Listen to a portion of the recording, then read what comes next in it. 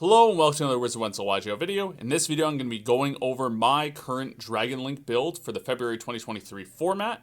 I'm going to show off the deck list, main, side, and extra, as well as discuss what my thoughts are on this deck moving into this format. So, let's get into it. Main deck, the Rocket package is super standard at this point. You have your Double Tracer, your Recharger, your Synchron, one Absorouter, one Noctivision, and the 3 Quick Launch. So, the reason I'm only playing one Noctivision is because with all the Bestials in this deck, you do not want to brick on high-level dragons, especially because moving forward, the Bestials are less interruption because there's less decks playing Darks and Lights, and they're just more extenders banishing your own things in the graveyard. So, still a good card, especially crazy utility if you draw this and safer. Discarding this, adding that is crazy. So, that's pretty self-explanatory. Otherwise, next we get into the Chaos stuff. You have triple Seifert, one black, one white, Levianeer, Chaos Emperor, and 3 Chaos Space. These are essentially your ways to get 2 dragons on the board, which is at minimum a seals, which seals can be pretty good this format. So we have, this is an insane recovery tool, as well as a 3k body. You have Levianeer, which can just clear field or rip card out of your hand if you draw it turn 1. And the rest. This can grab those back, so really useful.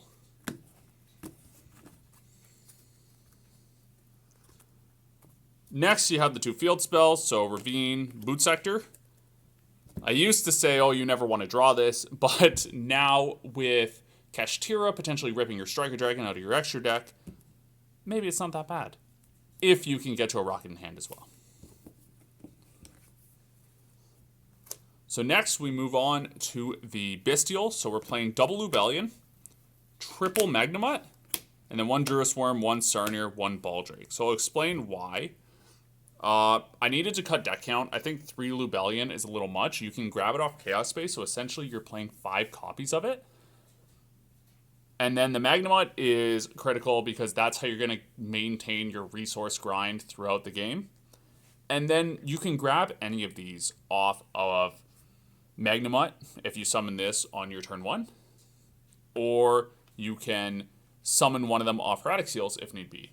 So usually what the play could be is you end on Heretic Seal, and then anything else, like you have Borderless Savage, you use Heretic Seal to bounce something, you summon out Baldrake, and then you can use like a spent Borderless Savage as another form of interruption.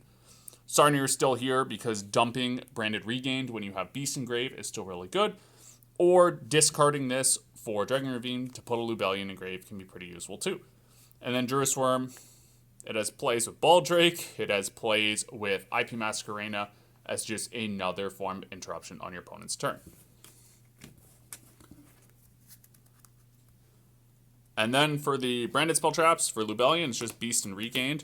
Regained is really useful in this deck. It can act as essentially Chaos Space 2. For getting that banished card back and drawing one. And then you can do that both turns. You can summon out from your graveyard. It's really good. And then Beast, of course, having a way to outspell traps is even more important in this format than probably since Missing Mine was banned, because things like Labyrinth are top meta contenders, and you want to be able to out their field spell so they're not gaining tons of advantage while they also pop your cards. Going to the hand traps next. So the list is 43 cards. We're playing 12 main deck hand traps, not including the 6 Bestials. So you have triple Ash. Crucial. There's a lot of searching in this format. You can hit a Theosis. You can hit a Brand of Fusion. You're going to feel real good. Triple Veiler. Effect negation is really good, especially with Shifter being a little less prevalent because there's no tier limits in the format. There are a lot of cards you can hit with this to slow down plays. Then we have triple Nibiru. Main decking it because we need to hit Kashtira as hard as we can, because Diablosis ripping out of your extra deck is very bad because his deck is 15 1-ups in the extra. And then lastly, triple Imperm because it doesn't play into Talons, doesn't play into Thrust, and you can, like, for example, hit a Rise Heart, then they don't get to make it level 7, and then they don't get to banish 3 cards on top of your deck. So that's just one play you can do with it, but there's plenty you can do with it as well. Moving on to the extra deck.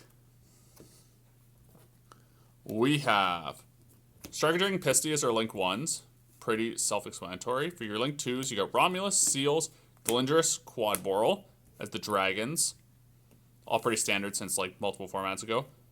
We're still playing Dark, and the reason for this is Fallen of Albaz is a level 4 Dark Dragon. So if you take an Albaz from your opponent's graveyard, that's a Pisty right there. And then this plus any monster is a triple burst. As well, being able to crash it into a higher attack monster and search Chaos Dragon Levianeer is a pretty nice play as well. Then as well, we play IP Masquerena.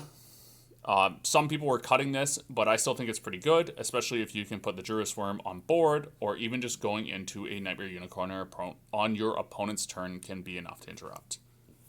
Play the Triple Burst for Pisty plays. Play Nightmare Unicorn for removal. And then for the big links, you got Access Code for closing out games. You got Borland for putting up turn 1 if you can. Both these are pretty good. Kashtira really struggles to out this card because all their effects target, and this can't be targeted by monster effects. Then we move on to the Synchros. Barload Savage, pretty self-explanatory. You play a lot of links, so you can get multiple negates on this.